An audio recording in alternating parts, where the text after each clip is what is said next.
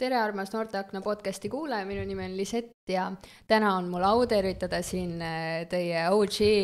saatejuhti Gretet ja mul on väga hea meel esiteks, et sa oled siin. Kas see punane lukk on uus? Ma vist ise ei ole näinud seda. Punane tegelikult eelmisest aastast juba pärit. Päriselt või? Väga kena näeb välja igal juhul. Mul on väga suur rõõm sind intervjueerida täna, sellepärast et ma niimoodi sümboolselt pidulikult annan natuke rohkem jälle sõnajärje sulle üle kogu selle podcastiga seoses ja esmalt tahakski sinult küsida ilma pikema vatramiseta, et läbi missuguse rolli sina, mina tean sind podcasti juhina on ju, natuke tean veel mingisuguseid asju, millega sa tegeled, aga läbi missuguse rolli sa ennast hetkel kõige rohkem defineerid? Ma arvan, et praegu defineerin ennastki võib-olla vaimse tervise klubi eestvedajana ja aktiivse noorena Tartust, et ma tegelikult lisaks Noorteakna mikrofonile olen nüüdsest ka ühe teise podcasti juht, ehk siis ma arvan, et selline aktiivne noor ja vaimse tervise klubi eestvedaja. See vaimse tervise klubi, ma tahakski tegelikult sellest rääkida, sest et just hiljuti ma olen sinuga nendel teemadel natukene vestlenud ka seoses sellise kommunikatsioonikoostööga Tartu Noorsootöö Keskusega, aga võib-olla lihtsalt natukene ava, et millest selline idee tekkis, et sellist klubi luua? No selle klubi idee tekkis sellest, et kuna ma olen ise hästi lähedalt puutunud kokku vaimse tervise probleemidega ja nende muredega, ma olen näinud kõrvaltvaatajana nii inimesi, kes nende all kannatavad, kui ka ise, siis kui ma hakkasin mõtlema selle peale, et kui minu nagu mured hakkasid pihta kuskil sellisest vanuses 12–13, siis ma oleks väga tahtnud sellist nagu kohta, kus mind ei tehta maha, mind ei mõisteta hukka, mul on olemas keskkond, kus ma tunnen ennast lihtsalt turvaliselt hästi, ma saan lihtsalt teha asju, mida ma tahan teha ja seal on olemas inimesed, kes toetavad ja kes on nagu saavad üksteisest aru. Ja kui ma hakkasin selle peale nagu mõtlema, siis ma sain aru, et nagu meil ei ole sellist asja täna ja see tundub väga selline aktuaalne asi, mis võiks olla, sest paratamatult me kõik tahame kohta, kus me tunneks ennast hästi ja kus meid ei tehta maha ja nii, et kuskilt sealt see idee nagu sündis, et kui ma mõtlen selle peale, et mida minul ei olnud, siis täna ma tahan, et nendel teistel noortel oleks see. Ja sa võtsidki kätte ja tegid selle ära, see on väga lahe minu meelest, et aga mis need vajalikud sammud on, et valmistada ette sellist klubi, sest kas sa oled varem midagi sellist eest vedanud? Jaa, ma olen sarnaselt midagi eest vedanud siis, kui ma olin äkki 14-15, kuskil selles vanuses, võib-olla isegi, jah. Aga see ei olnud päris nagu sama, mis on see vaimse tervise klubi, aga need sammud on hästi lihtsad tegelikult, et ma võtsingi ühendust Tartu Noorsootöö Keskuse direktoriga ja olin, et kuulge, mul on selline idee, et teeme ära ja juba siis me panime paika, et kus see toimuma hakkab, millise noortekeskusega see võib-olla kõige rohkem kokku läheb ja nemad ütlesid, et nemad toetavad mind iga võimaliku asjaga, millega on võimalik toetada ja siis mina lihtsalt ütlesin, et teate, aga ma veel tahaks projekti ka kirjutada, et taotleda siis raha materjalide jaoks ja nii see läks. Aga siis mis need materjalid on, mida te kasutate ja kus te siis seda vaimse tervise klubi eest veate? Jaa, täna me tegeleme sellega Lille Noortekeskuses, et iga esmaspäev me kohtume kell 17:30, kes on huvitatud, siis kindlasti liituge meiega ja materjalid ongi põhilised kunstitarbed, mis me taotlesime ja taotluse me esitasime, või mina esitasin noorte omaalgatuse projekti siis konkursile, kus siis see läks edukalt läbi, ma kogusin oma like'id kokku ja ma sain oma rahastuse. Aga jah, et selle nii-öelda taotluse eest me ostsimegi erinevaid kunstitarbeid, mida siis käelises tegevuses kasutada noortega. Ja ma saangi siis õigesti aru, et teil ongi sellised loomingulised nagu rahulikud mingisugused meisterdustegevused, mis siis, kuidas sina ütleksid, et kuidas see aitab kaasa vaimse tervise heaolule? Jaa, ma tegelikult parandan sind. Lisaks sellise loomingulise tegevusele me tegelikult teeme ka erinevaid aruteluringe, me plaanime minna õue, üks päev nüüd siis nüüd on matkale, et meil on hästi, no meil ongi lihtsalt põhimõtteliselt tegevused, millel ei ole piire ja mis ei sunni sind kuidagi mõtlema endast või kuidagi niimoodi, aga jah, et mul on küsimus meelest ära. Et ühesõnaga, et peale meisterdamise on veel jutustamine ja selline üksteise toetamine lobisemise teel ka, on ju, et seda on muidugi vaja. Aga kuidas siis, kes need kõik on, kes seal koos käivad, et mis vanusegrupist teil seal inimesi hetkel reaalsuses on? No vanusegrupp on selline 13+, me võtame vastu ka tegelikult nooremaid ja ka vanemaid. Vahepeal oli meil ka selliseid 30-aastaseid seal, nii et tegelikult on see väga äge, kui nagu varieeru see vanuse vahe seal on. Aga selline iganädalane vanusegrupp, mis meil kohal käib, ongi 13 kuni siis 18. Et, aga mitte kellegile me uksi kinni ei pane, et kes tahab, tulge liituge ja kes veel mõtleb, siis veel mõtleb. Et igal ajal võib nagu ühineda, on ju. Aga tahtsingi küsida selle kohta, et kas sa oled saanud ka mingisugust nagu tagasisidet nendelt osalistelt, et olete te sellest rääkinud, et kuidas nad ennast seal grupis tunnevad ja kuidas ise tunned, et see asi kõik läinud on seni? Jaa, me tegelikult teeme, või noh, ma üritan teha iga grupi lõpus ka tagasiside ringi, kas siis tänasele klubile või siis üldse nagu sellele, et kuidas on nagu kommunikatsioon ja kõik sellised asjad. Ja see tagasiside on olnud ainult positiivne. Kuna mul käib klubis ka oma sugulane,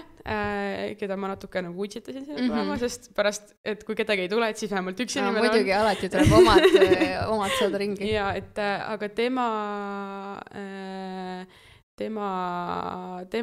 nii-öelda ta kaudu mul on väga hea saada tagasisidet sellele, et kuidas mina nagu toimin ja tema on ka öelnud ainult positiivselt, et seda kiitust tuleb väga-väga palju ja seda tuleb ka nendelt inimestelt, kes tegelikult klubis ise ei osale. Et ka nemad nagu kiidavad. Nii et tagasiside on olnud hea, on ju. Aga kuidas sa tunned, et mis su tagasiside ise endale on, et mis arenguid sa enda juures märkad seda klubi eest vedades? No võib-olla selline esimene kõige suurem asi, mida ma olen märganud, on just see nagu juhtiva rolli võtmine aga seda nagu selles vaatenurgas, et ma annan samal ajal ka vabaduse nagu kõikidele teistele. Et kui ma nagu vean seda eest, siis mina lihtsalt annan nagu mingi teema ette või ma annan näiteks töövahendid ette ja tegelikult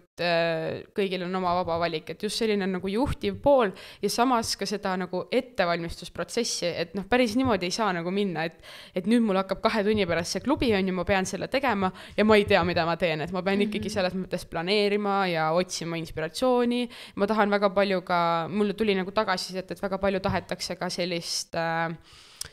nagu tähtpäevadega seoses, et kui ongi mõni tähtpäev, et siis me võib-olla räägime sellest ja tegelikult eelmine klubi oligi meil Euroopa päeval ja me rääkisime ka Euroopa päevast seal ja me küsisimegi noortelt, et mis on nende jaoks nagu Euroopas elamine ja mida nad armastavad Eesti juures, et see nagu ettevalmistus ja see selline juhtiv nagu roll ja samas ka selline võib-olla enda natuke nagu tunnustamine, et äkki ma ikka teen õiget asja või nagu, et äkki see on ikkagi nagu see, mida ma teha tahan, et see nagu seda tunnustamist on ka nagu tulnud juurde rohkem. Väga lahe, mina arvan küll igal juhul, et sa teed õiget asja, see on väga-väga tore ettevõtmine. Aga läheksid edasi, enne natuke mainisid ka T5, on ju, et sa seal siis oled podcastiga seotud, ma saan aru, on veel mingisugused suunad, kus sa oled seotud? Ma olen T5-s tegelikult lisaks podcasti juhtimisele seotud ka sündmuste ja sotsiaalmeedia tiimiga, kus ma küll niimoodi ei figureeri seal eespool, kes postitab, aga ma olen seal tagapool selline moraalne tugi ja tegelen natuke teiste asjadega. Aga millega T5, kui sa ise saaksid kuulajatele meelde tuletada niimoodi oma sõnadega, et mis see T5 on? Jaa, lihtsasti öeldes T5 on noorte infoportaal, mis kogub kokku kvaliteetse ja kontrollitud info. Ehk siis seda portaali haldavad meie vabatahtlikud, kes otsivadki siis sellistest truudest allikatest infot, mille põhjal me paneme siis kokku artiklid ja seal leidub tegelikult väga-väga palju palju infot erinevatele maitsetele, olgu selleks siis noorsootöö võimalused, olgu selleks siis karjäär ja õppimine, olgu selleks ettevõtlus, olgu selleks vabatahtlik töö, et nagu kõik leiavad sealt endale midagi. Jaa, ma kinnitan kõiki su sõnu, sest et ma just hiljuti ka scrollisin selle läbi, eriti enne seda intervjuud ja peale selle, et tõesti seal on igale maitsele midagi ja väga kasulikku infot noortele, mida kui mina nooruses oleks teadnud, mitte et ma nüüd jube vana oleks, on ju, aga et kui ma oleks teadnud, et selline platvorm on olemas või oleks tol ajal see olnud, et siis see on nagu suurepärane koht, kus on kõik vajalik koos, nagu ükskõik mis küsimus sul võib tekkida, on ju. Aga seda läbi scrollides ma jõudsin ka sinu kogemuslooni, see oli seal kuskil märtsikuus vist, on ju, mõnda aega tagasi, aga jaa, sealt avanesid nagu sellised teemad, mis on väga paeluvad, et sotsiaalmeedia ja vaimne tervis ja kuidas see kõik tasakaalus hoida ja tegelikult see pealkiri ise oli väga selline, ma ei teagi, kuidas seda kirjeldada, nagu kutsus lugema, et see oli vist see, et sotsiaalmeedia hävitas su ühel hetkel, et kui sa nüüd avaksidki seda natukene rohkem, et esiteks võib-olla lihtsalt, et kui et millised äpid sa siis ära kustutasid, nagu sa selle kogemusloos rääkisid ja miks sa seda tegid? Jah, tegu on tõesti sellise väga tähtsa teemaga, hästi aktuaalne on, nagu sa mainisid, sotsiaalmeedia, vaimne tervis on ju, kontrollitud info, kõik selline. Ja nendest äppidest võib-olla, mida ma kustutasingi, ma alustasingi Facebookist, lõpetades TikTokiga kõik, mis sinna vahele jäi. Aga alles jäid mul 2 äppi, Twitter ja Messenger. Messengeri selline nagu see mõte oli lihtsalt see, et kui mul on vaja rääkida tööasju kellegiga või vastata mingitele küsimustele, siis see on see koht. Muidugi ma oleks saanud seda ka mailis teha, aga mõned inimesed lihtsalt armastavad rohkem seda Messengeri ja siis on nagu raske öelda, et kuulge, lähme nüüd meili peale üle, sest ma ise ei ole väga selles mõttes meili kasutaja, et ma nagu käin küll seal, aga ma kuidagi ei suuda seal nagu nii palju keskenduda, kui nagu Messengeris see on kuidagi lihtsamini kätte saada. Ja Twitter, sest tollel hetkel ma tundsin, et Twitter on minu selline nagu turvaline koht, ma tegin seal oma neid postitusi, on ju, mul väga suurt jälgijaskonda ei ole, 2-3 followeri ja ülejäänud aja seal ei olnud sellist nagu negatiivset survet mulle, kui oli teistes äppides. Ja see põhjus, miks ma need äpid nagu ära kustutasin, oligi, et ma ühel hetkel tundsin, et need ei mõju mulle enam hästi nendes seal sotsiaalmeedias scrollimine, et kui sa ikkagi avastad ennast õhtuti peegli eest nutmas ja ütlemas, et kui halb inimene sa oled ja kui hale inimene sa oled ja kuidas sa ei sobitu maailma ja kuidas sa näed välja palju koledam kui teised, siis see ei ole nagu okei. Ja nagu on midagi vaja ette võtta ja nagu sellel hetkel ma saingi aru, et see peamine põhjus, miks ma nagu endast niimoodi rääkisin, oli sotsiaalmeedia ja see, keda ma jälgisin, millist sisu ma vaatasin ja isegi kui see sisu triggerdas mind, siis mingil hetkel näiteks TikTokis TikTok on selline minu jaoks laias laastus nagu 3 kategoorias, et on selline basic TikTok, kus on kõik need tantsijad ja need hype house'id ja kõik need, siis teine on selline rohkem nagu selline sad TikTok on ju, kus on kõik need nagu trigger warningud ja kõik mingid sellised nagu nutan ja sellised mingid suht nagu deep sellised vestlused. Ja see on 3. kategooria, kus on alla mingid retseptid ja koerad ja loomad ja lihtsalt nagu kõik, et nagu mingid täiesti suvalist nagu pahna siis. Ja minu nagu TikTok oligi näiteks sellel hetkel see täiesti nagu see sad TikTok, kus ma läksin ennast, et mul oli selline väga nõme tuju ja ma läksin ja nagu tegin seda endale rohkem nagu juurde sellega, et ma läksin sinna scrollima ja ma mõtlesin ja ketrasin. Et jah, selles mõttes nende äppide kustutamine tundus tollel hetkel ainuõige tegu. Ja sul oli siis see niipidi, et sa said enne aru, kui sa ära kustutasid, et asi on nendes äppides ja selles, mitte vastupidi, et kustutasid ära ja siis alles hakkas jõudma nagu teadmine, et no ütleme nii, et oleneb äpist jah, et mõnel hetkel ma tõesti sain aru, et see äpp tõesti nagu ma enne sain aru, aga näiteks TikToki puhul oligi, et ma sain alles hiljem aru, et tegelikult ma ise tekitasin endale nagu veel ja rohkem seda nimetat tunnet sellega, et ma läksin ja scrollisin seal ja siis nagu kuulasin nagu neid negatiivseid asju seal. Et aga jah, see oleneb jah kuidagi, aga ütleme nii, et see nagu see tagajärg oli juba käes, et see nagu, et see, et ma need äpid ära kustutasin, see ei ennetanud enam midagi, see oli selles mõttes juba see tagajärg, et mul juba oligi halb olla tänu sellele nüüd. Aga mis on need ohumärgist, sa natukene siin avasid, et sa nägid, kuidas sinu nagu minakõne muutus natuke enda suhtes, on ju, et mis on veel need ohukohad, mida sotsiaalmeedia puhul märgata, et kui me nüüd räägime sellest, et kuidas seda mõistlikult tarbida, on ju, kuidas leida see tasakaal, et mis sinu meelest need sotsiaalmeedia pahupooled nagu on? Jaa, no esiteks kindlasti valeinfo levik, et kus ja millist infot me tarbime. Teiseks see pahupool, et me kipume jälgima inimesi, kelle sisu tegelikult meid ei sümpatiseeri, et kelle sisu me lihtsalt jälgime, me lihtsalt likeime, aga tegelikult nad mõjuvad meile kas trigerdavalt, negatiivselt või kuidagi teistmoodi halvasti. Ja siis sa saad seda sisu veel rohkem juurde, on ju, sest et sa likeid seda, ja. Ja, et see sellised nagu need pahupooled ja see, et ma ei tea, võib-olla sina oled ka tundnud, aga mõne sisulooja või mõne sõbra puhul hästi palju surutakse või survestatakse oma arvamus peale ja ei anta võimalust jälgijaskonnale tegelikult oma arvamust nagu seedida. Et võt see on ka üks asi, mida, et meil kindlasti on ju ühiskonnas hästi palju eri arvamusi, me oleme eri pooltel, aga sisu sellise poole pealt on see ka nagu üks pahupool, et kui sa ikkagi näed, et inimene nagu survestab ainult oma arvamus peale ja ta ei anna endale võimalust näha teist nagu pilti ja ta ei anna oma jälgijatele nagu seda võimalust. Okei. Aga jah, mina ise olen ka tegelikult tükk aega tagasi Instagrami näiteks ära kustutanud ja täitsa kustutasin nii ära, et tegin hiljem uue kasutaja, kui ma sinna naasin nagu, et mul oligi puhas leht ja sain nagu uuesti alustada seda kõike. Aga nüüd sa oled tagasi sotsiaalmeedias, eks, kas mis on need positiivsed küljed sotsiaalmeedia puhul, mis sind tõmbavad, et mis tekitavad sulle rõõmu, kui sa neid kasutad? Jaa, no esiteks kindlasti see, et ma saan valida ise, keda ma jälgin, kuidas ma jälgin ja millist sisu ma tarbin sotsiaalmeedias, et täna ma olengi nagu väga-väga, kui ma üks hetk avastasin, et mul oli vist, ma olin follownud 1500 kasutajat, ehk siis erinevad need äpid ja kõik inimesed ja kõik, siis nende pealt ma langesin 300 peale, kui ma hakkasin neid kustutama.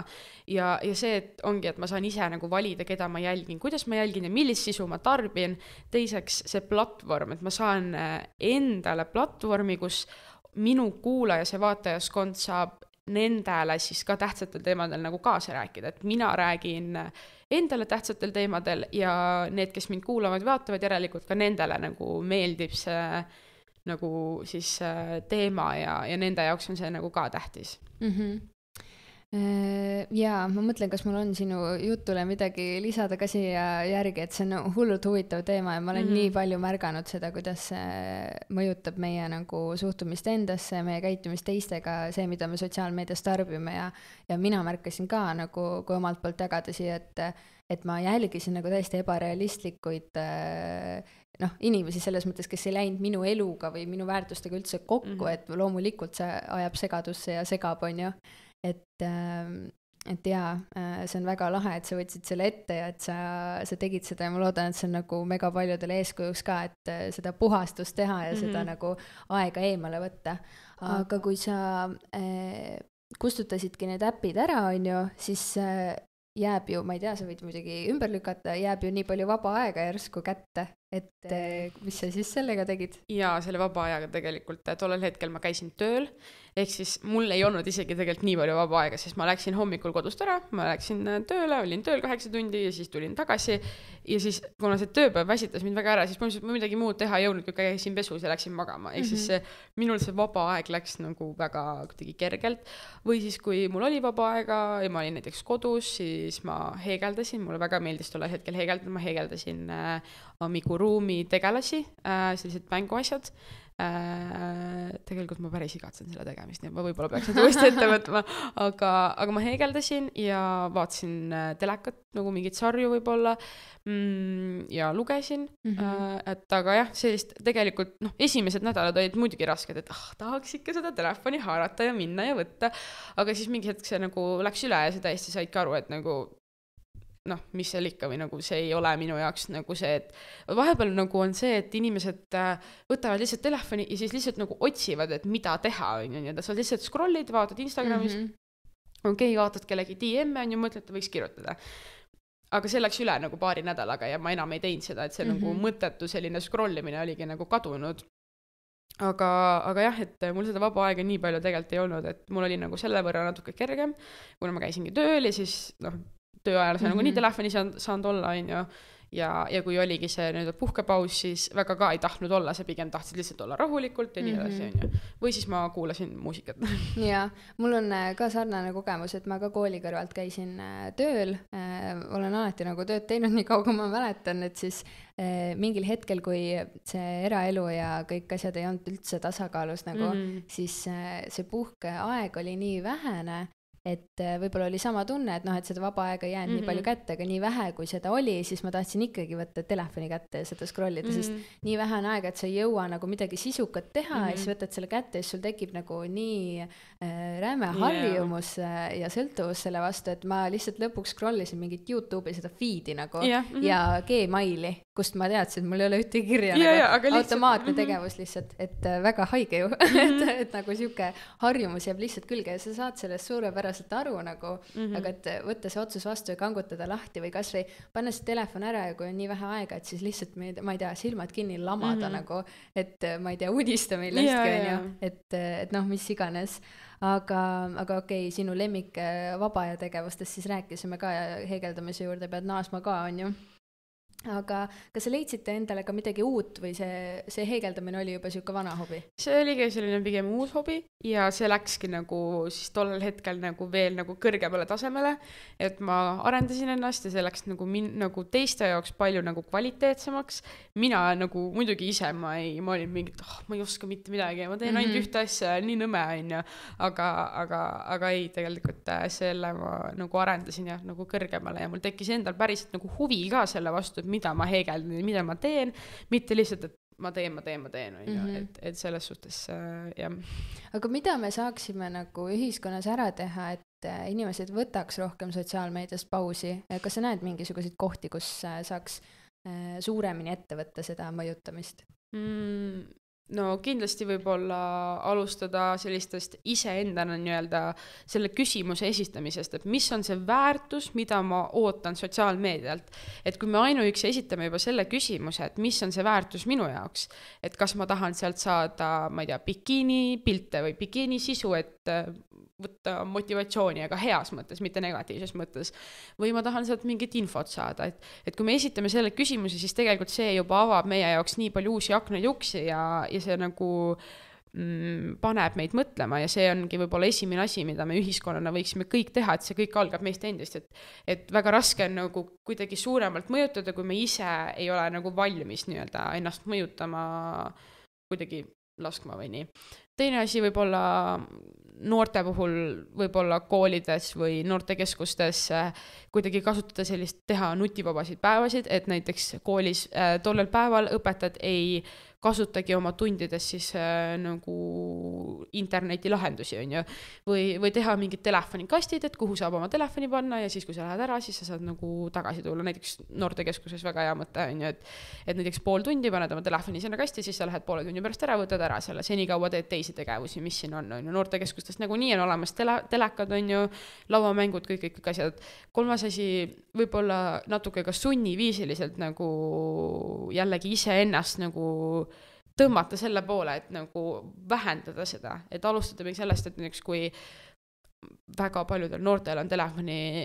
see nagu ekraani aeg täna 8 tundi, mis on ju väga-väga palju, see on üks tööpäev ja see on üks koolipäev, siis võib-olla esimene asi ongi, et alustame sellest, et me võtame pool tundi vähemaks ja homme ma olen telefonis pool tundi vähem ja siis juba edasi tund aega vähem ja siis juba 1,5 tundi vähem, kui tegelikult sa saad aru, et selline selline maksimaalne aeg, mis sa telefonis nagu oled kokku nagu kvaliteetselt ja kasulikult on kuskil kuni 2 tundi. Ehk siis võib-olla alustamegi sellest. Ma ei oleks osanud paremini öelda, sa võtsid väga hästi kõik mõtted kokku. Vahepeal rääkisid siin akendest ja ustest, mis võivad avaneda ja üks aken, mis sulle taas avaneb, on siis noorte aken, on ju. et mul on väga suur rõõm, et sa oled tagasi, et sa toimetad jälle ja ma võib-olla selle teekonna juures tahaksin küsidagi sult nagu mingeid nippe nagu välja pigistada, et kuna noh, mina ka lendasin siia maailma veits niimoodi sisse, et ega ma ei teadnud podcastidest eriti midagi, ma ei olnud suur podcasti kuulaja ka, et kõik, mis ma varem oskasin, oli lihtsalt intervjueerida. Et aga ikka uues olukorras tekib mingi selline väike pressure, et kuidas sul oli, kui sa alguses alustasid sellega, kuidas sa ennast tundsid? No enne Noorteakent ma olen tegelikult ühte oma algatuslikku podcasti juhtinud aga see oli selles mõttes hästi teistsugune kogemus, sest siis me olime pimedas, keegi meid ei näinud, me ei pidanud muretsema oma punnide pärast, me ei pidanud muretsema selle nagu kuidagi, kuidas inimesed meid näevad, me ei pidanud selle pärast üldse muretsema. Aga kui ma nagu Noorteaknani jõudsin, siis esimene, see oli küll selline, et nagu, oh my god, mida ma teen? Ja ma mäletan, et esimeses episoodis, mille me salvestasime, ma lubasin Elisabethile, kes oli tolleaegne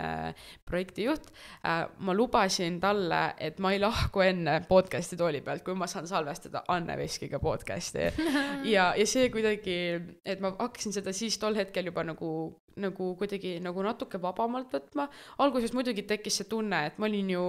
16, kui ma alustasin podcasti nagu selle juhtimisega. Alguses tekkis küll muidugi see tunne, et oi, et nüüd on nagu suur, nagu see, nagu kõik on pinge peal, et mida ma teen, et ma pean olema viisakas ja tubli ja nii. Aga siis pika peale ma sain nagu aru, et podcast tegelikult ei ole nagu raadio, kus sa pead olema nagu kriteeriumitele vastama,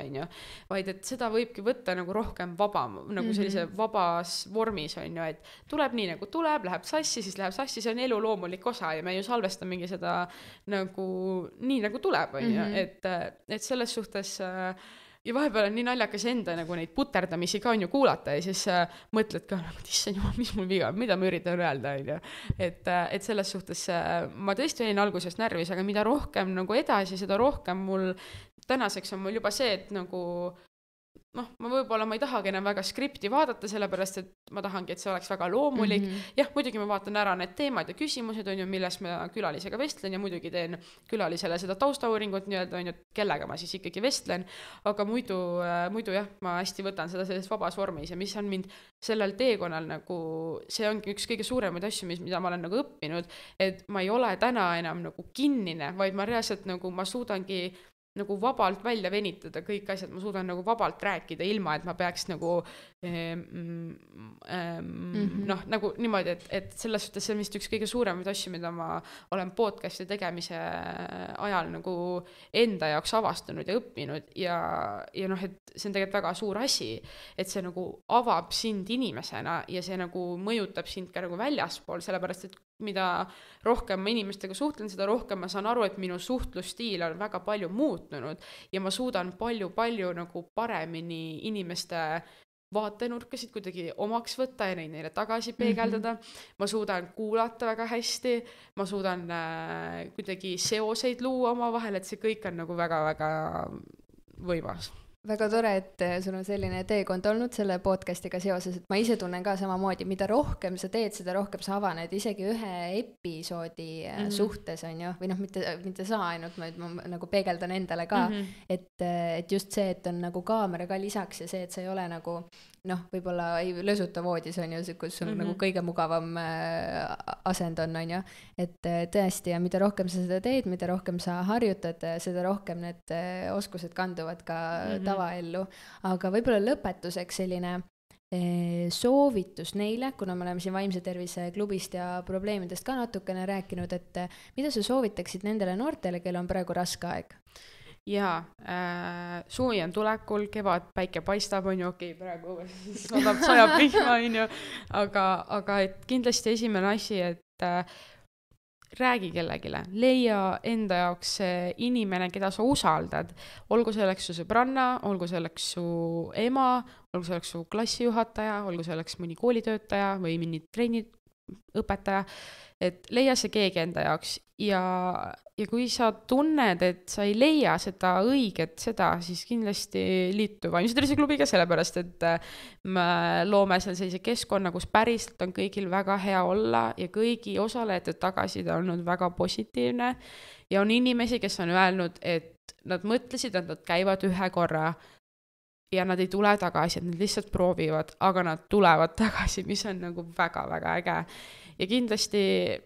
võib-olla selline nagu soovitus on, et leia nagu enda ümber need inimesed, kes päriselt nagu mõjutavad sind hästi, sest see tegelikult nagu